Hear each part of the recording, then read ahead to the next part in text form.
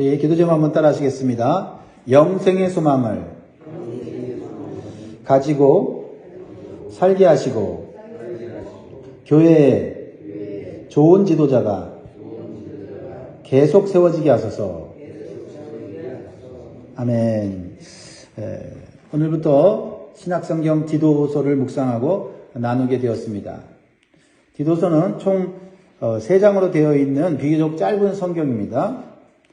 성경 이름을 디도서라고 한 이유는 사도 바울이 디도라는 목회자에게 보낸 편지이기 때문에 그렇게 제목을 붙였습니다.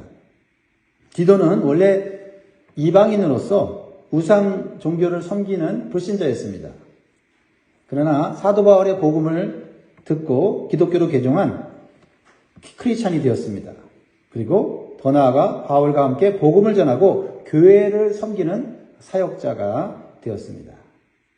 그래서 디도서의 특징을 한마디로 말하라면 목회서신이에요. 어떻게 교회를 세울 것인가 하는 내용을 우리에게 교훈으로 주고 있습니다. 특별히 교회의 본질과 사명을 가르쳐주고 있어요. 여러분, 교회의 본질과 사명이 뭔지 아십니까? 그것은 교회가 하나님께서 사람들에게 가장 주기를 원하는 것을 얻게 하는 것이 교회의 본질이고 교회의 사명이에요. 교회의 본질과 사명은 하나님이 사람들에게 주시기를 원하는 것, 그것을 주는 거예요. 그것이 뭘까요? 그것은 바로 영생입니다. 영생. 우리 신앙생활의 핵심은 영생이에요. 영생을 얻는 거예요. 보통 사람들이 하나님께 가장 원하는 게 뭡니까? 사람들이 종교를 믿는 이유가 뭐예요? 신을 믿는 이유가 뭐예요? 부와 명예와 권세고 세상에서 잘 되는 거예요. 그러나 이것들보다 더 중요하고 가치 있는 것이 영생입니다. 이것을 깨닫게 하고 믿게 하는 것이 교회의 본질이고 사명이라는 거예요. 사람은 죽으면 끝이라고 생각해요. 그래서 사람들은 살아있는 동안에 온갖 좋은 것, 눈에 보이기에 화려한 것, 인기와 명성과 부와 권세를 누리는 것이 가장 잘 사는 거고 가치 있는 일이라고 생각해요. 그러나 결코 그렇지 않습니다. 사람이 죽으면 심판이 있고 영원한 형벌이 있어요. 이 땅의 삶보다 더 오랜 세월을 살아가야 되는 영원한 삶이 있다는 거예요. 그래서 사랑 많으신 하나님은 모든 사람들이 죄와 죽음의 문제를 해결하고 구원받아 영생 얻기를 가장 원하신다. 우리 신앙생활의 핵심은 영생을 얻는 거예요. 그런데 영생을 어떻게 얻습니까? 예수 그리스도를 믿고 구원을 받아야만 영생을 얻는 거예요.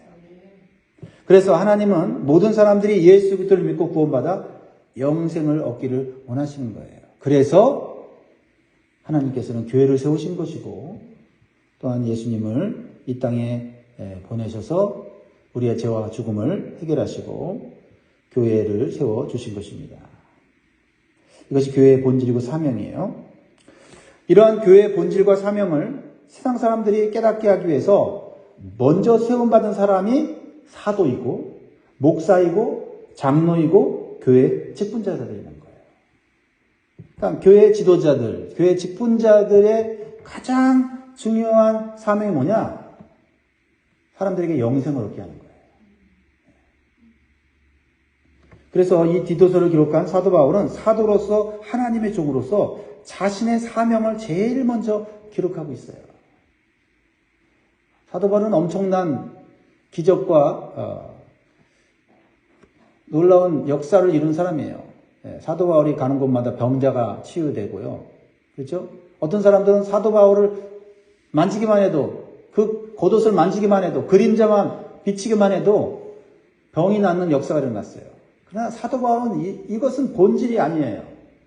사도 바울이 그러한 기적을 많이 행했지만 사도 바울이 진정으로 사람들에게 주고자 했던 것은 바로 하나님 원하신 영생이었다. 이것이 사역자의, 사명자의, 직분자의 핵심적인 그런 사역인 것을 우리가 마음에 새겨야 될 줄 믿습니다. 자, 사도 바울이 자신을 어떻게 소개합니까? 1절 보세요.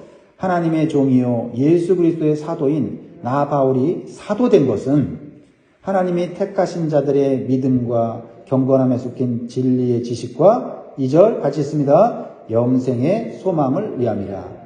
이 영생은 거짓이 없으신 하나님이 영원전부터 약속하신 것인데, 사도 바울이 자기 자신의 사명을 소개하면서 하나님께서 영원전부터 약속하신 것이 있는데 그것이 영생이라는 거예요. 여러분, 영원을 여러분 알고 계십니까? 영원 전에 여러분 어떤 일이 있는지 여러분 아세요? 몰라요. 우리는 영원 전에는 있지도 않았어요. 아니, 100년 전에도 있지 않았습니다. 하나님은 영원 전부터 계신 분이에요. 우리는 상상할 수 없지만 우리가 믿는 하나님이 영원하신 분이라는 사실을 우리는 알아야 합니다. 하나님께서 영원 전부터 약속하셨다는 것은 무엇을 의미할까요? 이것은 너무나도 중요한 거라는 거죠. 그렇죠? 우리가 태어나기도 전에, 우리가 창조되기 전에, 이 세상에 생기기도 전에 하나님이 계획하시고 약속하신 것. 그것이 얼마나 중요한 것입니까? 영원하신 하나님께서 말씀하신 것은 시대와 공간을 초월해서 변치 않는 진리라는 것을 말하는 거죠. 그 변치 않는 진리 중에 가장 첫 번째가 뭐예요? 하나님이 창조한 사람들에게 영생을 주기를 원하고 약속하셨다는 거죠. 에덴 동산에서 아담과 하와가 하나님의 말씀에 불순종하여서 하나님의 영생을 받는 축복을 잃어버렸어요. 그러나 하나님은 다시 예수 그리스도를 통해서 사람들에게 영생 얻도록 구원의 길을 마련하신 거예요. 그토록 하나님의 마음은 오직 한 가지, 우리 사람들이 영생을 얻어서 하나님과 영원토록 교제하며 하나님을 기쁘시게 하는 삶을 살기를 원하는 거예요. 이게 하나님의 소원이에요. 우리의 신앙생활의 초점이 여기에 딱 맞춰져야 사소한 일에 우리가 목숨 걸지 않고 사소한 일에 우리가 시험 들지 않습니다. 그러니까 하나님을 믿으면서 영생을 얻지 못하면 가장 헛된 인생을 사는 거고요. 이 땅에서 아무리 잘 살아도 영생을 받지 못하면 불행한 미래를 준비하는 어리석은 삶에 불과하다라고 말할 수 있어요. 그렇죠? 우리가 진리를 아니까 이런 생각까지 하게 되는 거예요. 그래서 하나님께서 교회를 세우셔서 사람들이 영생을 얻도록 하신 거예요. 그 영생을 얻도록 하기 위해서 전도라는 방법을 주신 거죠. 전도라는 게 뭐예요? 하나님의 이 마음의 소원을 알려주는 거죠. 방식은 다 다를 수 있어요. 전하는 것이에요. 하나님 마음을 전하고 하나님의 구원의 은총을 전하고 하나님이 진짜 원하시는 것이 영생이라는 것을 전하는 게 전도예요. 3절 보세요. 자기 때에 자기의 말씀을 전도로 나타내셨으니 이 전도는 우리 구주 하나님이 명하신 대로 내게 맡기신 것이라. 그렇습니다. 전도라는 것을 통해서 우리는 영생을 얻게 되고 또 구원의 은총을 얻게 되는 것입니다. 그리고 이 전도라는 것은 구원받은 성도라면 누구나 받은 사명이에요.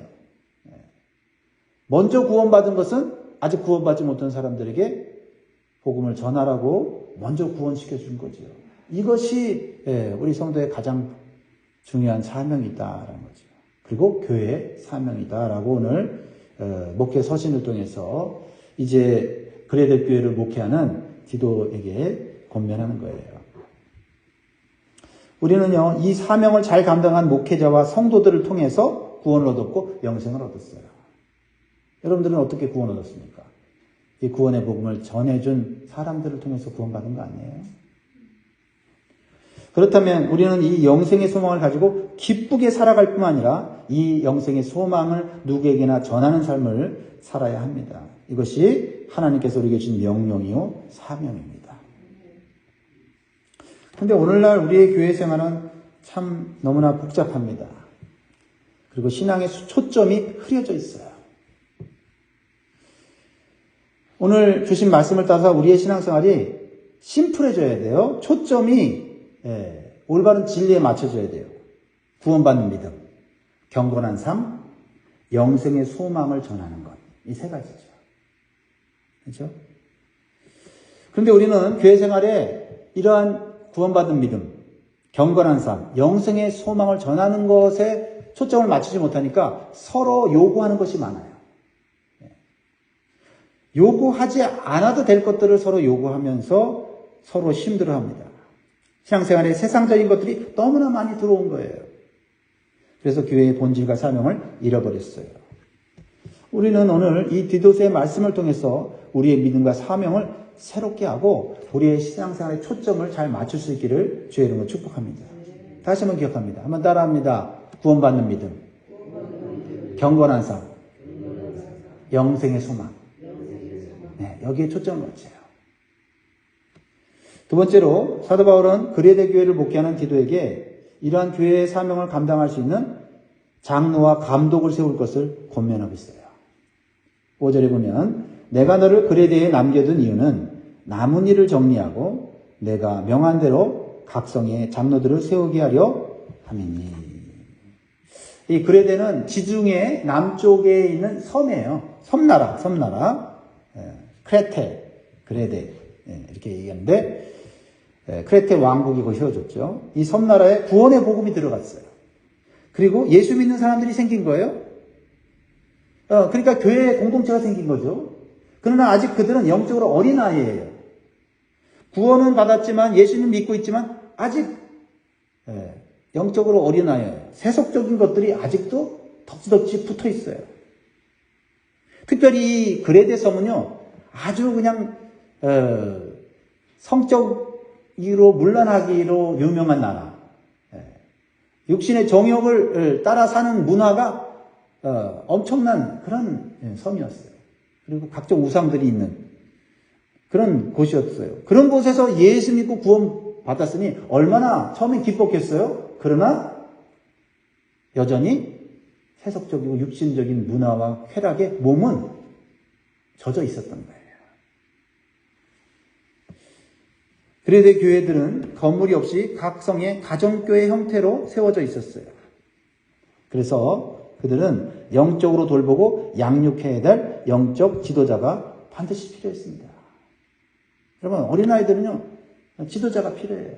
보호자가 필요하고 돌보는 그런 사람이 필요한 거죠. 그래서 영적인 지도자인 장로들을 세울 것을 오늘 권면하고 있는 거예요. 그냥 내버려뒀다가는 어린아이들끼리 어떻게 해요? 맨날 시기하고 질투하고 싸우고 맨날 그럴 거 아닙니까?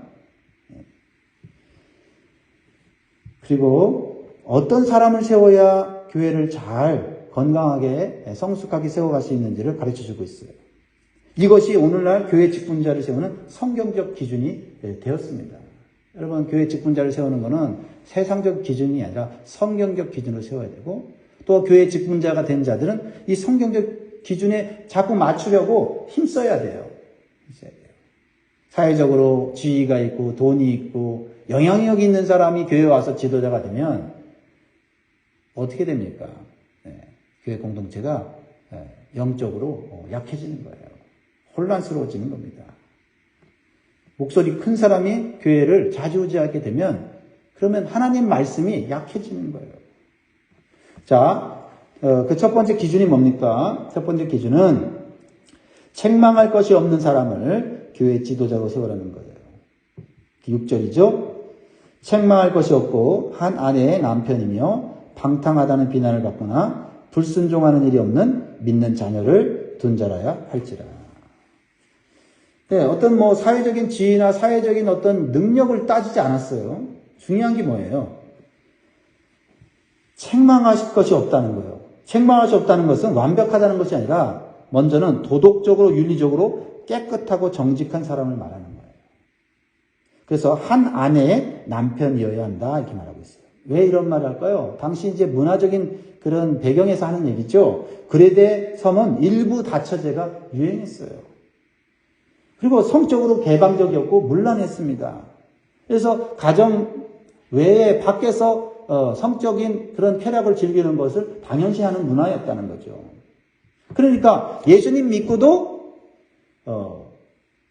구원받았지만은 또는 구원받았는지 모르지만 어쨌든 교인이 되어서 신앙생활을 하면서도 어떻게 해요? 세상적인 특별히 성적인 이런 음란함에 빠져 있었다는 거죠.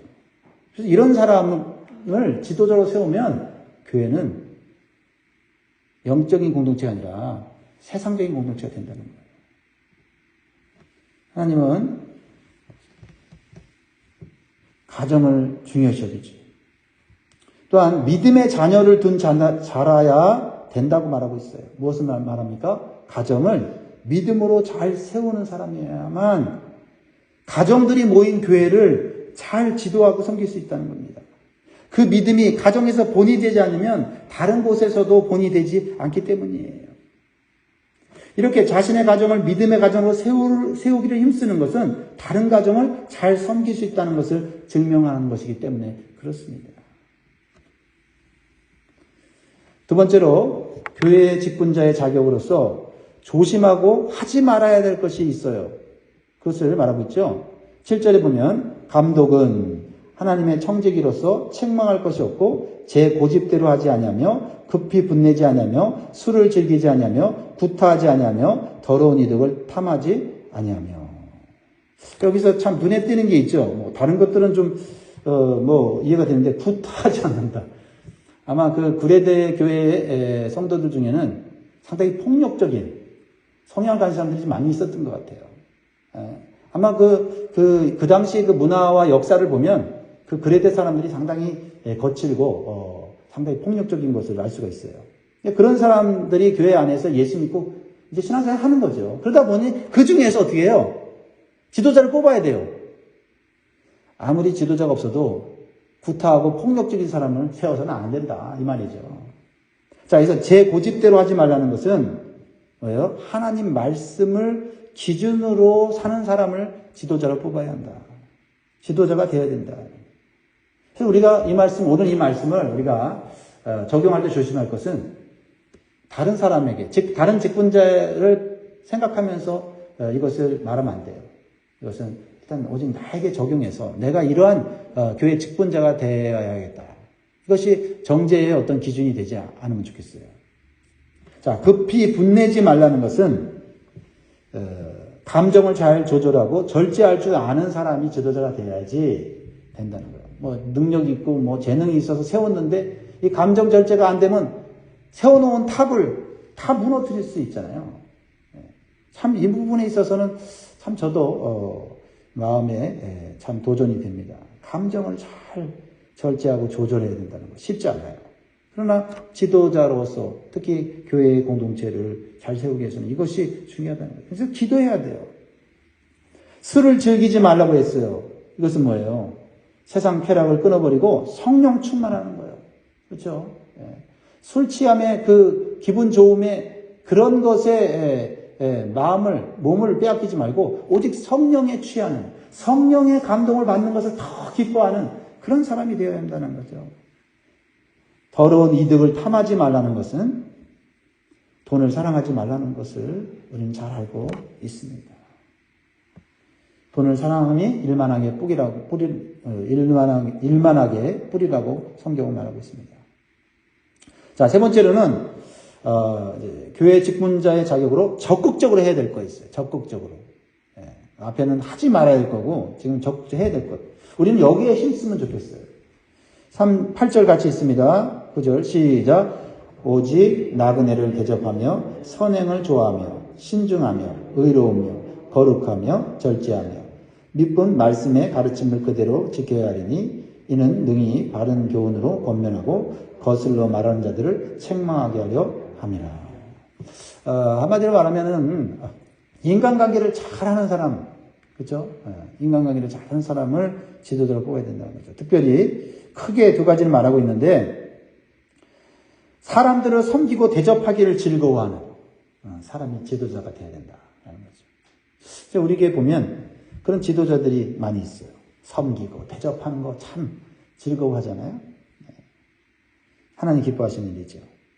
두 번째로는 하나님 말씀을 있는 그대로 순종하기를 힘쓰는 사람이라는 거죠.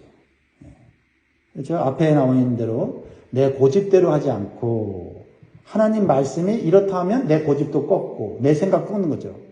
그런 면에 있어서 보면 사실 자꾸 우리 교회를 칭찬해서 좀 그렇지만 우리 성도들의 또 직분자들의 참 좋은 점은 뭐냐면 하나님 말씀을 딱 듣고 나면 딱 생각을 바꾸고 자기의 주장을 내려놓고 말씀대로 하겠습니다 하는 이런 겸손함이 우리 교회 지도자들에게 있어요. 참 그것이 우리 교회를 계속해서 세워나간다라는 생각을 저는 하게 됩니다. 그렇죠? 9절에 믿분 말씀의 가르침을 그대로 지켜야 하려니. 여러분 말씀의 권위 앞에서는 목사도 장로도 집사도 그 누구도 다 그냥 엎드러지는 거예요. 내 좋은 생각으로 좋은 동기로 했다가 말씀이 아니다 하면 아유 말씀이 아니라는데 말씀이 내 삶에 가장 큰 권위를 두는 것 이런 그 영적 분위기가 교회를 살리는 거예요. 그래야만 어떻게 돼요? 다른 사람들을 말씀으로 권면하고 책망할 수가 있어요. 내가 말씀을 잘 순종할 때 권위가 생기고 또 내가 말씀대로 하지 못했을 때 그것을 인정하고 회개하는 모습을 보면 거기에서 권위가 생기는 거죠. 그걸 합리화하고 정당화하고 끝까지 자기 고집대로 옳다고 그러면 사실 그 권위는 하나님 주시는 권위가 아니죠. 우리는 하나님께서 기뻐하시는 교회를 세우기 위해서 성경의 기준대로 교회 지도자를 세워야 하고 또한 우리가 중요한 것은 성경의 기준을 따라서 교회 직분자가 되기를 힘써야 됩니다. 그리고 이러한 성경적 기준으로 우리 교회 안에 지도자들이 계속 세워지도록 기도해야 돼요. 그리고 우리가 권면해야 돼요. 그래야만 지금 교회가 잘 세워진다고 해서 끝까지 잘 세워지는 게 아니에요. 다음 세대 지도자들이 이런 성경적 기준으로 세워져야 할 것입니다. 그걸 위해서 우리가 정말 기도해야 될 사명이 있어요. 마지막으로 사도 바울은 디도에게 교회의 직분자를 세워야 할 이런 성경적 직분자를 세워야 할 이유에 대해서 말씀하고 있어요. 이유에 대해서. 그 당시 그레데 교회 안에는 거짓되고 외식적인 신앙을 가진 사람들이 있었어요. 제가 아까 이 그레데 나라의 이 사회의 문화에 대해서 얘기했죠. 상당히 이 사람들의 모습은 우리가 생각하는 그런 세상의 악한 사람들의 그런 쾌락적인 사람들의 모습이에요. 그래서 교회 안에 들어온 사람들도 뭐 우주에서 온 게 아니에요. 그런 문화 속에 있는 사람들이 교회 안에 들어왔으니 교회 안에도 그런 문화와 그런 세속적인 그런 모습들이 있다는 말이에요. 그러니까 올바른 성경적인 지도자를 세워야만 그 사람들에게 권면하고 책망하고 그래서 하나님이 기뻐하시는 삶으로 그런 나아갈 수 있다는 거예요. 자, 이 거짓되고 외식적인 신앙을 가진 사람들의 모습을 16절에 이렇게 설명하고 있어요. 그들이 하나님을 시인하나 행위로는 부인하니 가증한 자요 복종하지 아니하는 자요 모든 선한 일을 버리는 자입니다. 참 예수님이 제일 싫어했던 사람은 뭐냐면 말로는 정말 하나님 말씀대로 막 다 사는 것 같이 얘기를 해요. 근데 삶을 보면 그 말씀과 삶이 너무나도 괴리가 큰 거예요. 그러니까 어떻게 해요? 믿음을 이제 막 가진 사람들이 크게 실망하는 거죠. 같이 한두 번 있을 때는 은혜 받고 막 그렇죠? 저 사람처럼 돼야 되겠다 하는데 같이 함께 살다 보면은 너무 괴리가 크니까 더 큰 실망을 하게 되는 거예요. 이 그레데 교회가 그랬다는 거예요. 하나님을 시인했다고 하는 것은 여기서 뭐를 말합니까? 정말 말로는 정말 하나님을 대단히 잘 섬기는 것처럼 말을 했는데 그들의 행위를 보면 하나님을 부인하는 그런 모습이었다는 거예요. 하나님 안 계신 것 같이 살았다는 거예요. 그게 가능하다는 것을 보여주고 있는 거예요. 그런 삶이, 그런 이중적인 삶이. 왜냐하면 왜 이런 일이 되냐? 예수님을 믿는다고 하고 예수 믿고 구원받고 또 복 받는다고 생각해서 교회에 들어왔는데 내면은 변화되지 않고 그냥 겉모습과 형식만 사람들에게 보기에 좋게 변화된 거예요. 그러니까 사람들 섰을 때는 형식과 그런 겉모습만 보여주는데 내면에서는 끊임없는 정욕과 세상적인 그러한 어떤 쾌락을 즐기려고 하는 그런 죄성이 그냥 가득 차 있는 거예요. 그러니까 그것이 순간순간 툭툭 튀어나오는 거예요. 툭툭 튀어나오는 거예요. 그래서 이 그레데 사람들의 모습을 어떤 선지자가 이렇게 말했어요. 이렇게 신랄하게 12절 보세요. 그레데인 중에 어떤 선지자가 말하되 그레데인들은 항상 거짓말쟁이며 악한 짐승이며 배만 위하는 게으름뱅이라 하니 이 증언이 참되도다. 그러므로 네가 그들을 엄히 꾸짖으라. 이는 그들로 하여금 믿음을 온전하게 하고. 뭐 사실 세상이 이렇다. 그러면 그게 뭐 우리에게 무슨 관련이 있습니까? 그런데 세상이 그런데 그런 세상적인 모습을 가진 사람들이 교회 안에서 버젓이 신앙생활하고 있고 심지어는 지도자 역할을 하면서 영향력을 주고 있었다는데 문제가 있는 거예요. 그래서 사도 바울은 디도에게 이 그레데 교회를 맡기면서 성경적인 그런 지도자를 세워라 라고 권면하고 있는 거예요. 교회는 세상적인 것을 버리고 육신의 정욕을 십자가로 죽이는 곳이 되어야 돼요. 그런데 단순히 교회에 와서 복받기를 바라는 종교 생활이 되면 교회는 삶은 변하지 않고 자기 이기심과 욕심과 만족을 채우는 곳이 되는 거예요. 그래서 교회는 온전한 믿음과 인격과 삶을 배울 수 있도록 가르치고 배우는 곳이 되어야 할 것이에요. 그러기 위해서는 교회 안에 신앙과 삶이 변화된 지도자와 직분자들이 있어야 된다는 것이죠. 사랑하는 성도 여러분, 모든 면에 완벽한 사람이 아니라 점점 변화될 수 있는 것을 보여줄 수 있는 참된 신앙인들이 교회 안에 있는 것이 중요해요. 이것이 중요한 것 같아요. 정말로. 우리가 뭐 하루아침에 변화되는 거 아니잖아요. 그런데 같이 지내면 지낼수록, 같이 신앙생활 할수록 조금씩 변화되네. 근데 좋은 쪽으로 변화돼야지 자꾸 신앙과 삶이 벌어지고 괴리되는 쪽을 보여주면 교회 안에 믿음을 온전히 세울 수 없다는 거죠. 오늘 이 말씀을 나에게 주는 도전의 말씀으로 우리가 받아들이고 나에게 부족한 점은 무엇인가? 그렇죠? 이 성경 기준을 따라서 내가 교회 직분자로서 지도자로서 섬기고 있다면 과연 나의 사명은 뭐고 나의 삶의 책임은 무엇인가? 다시 한번 생각해 봄으로써 하나님이 그토록 원하시는 영생을 받고 그 영생의 기쁨을 누리고 영생의 소망 가운데 살 뿐만 아니라 다른 사람들에게도 이 영생의 소망을 전할 수 있는 저와 여러분들이 되고 우리 교회가 될 수 있도록 기도해 주시기를 주의 이름으로 간절히 소원합니다. 기도하겠습니다.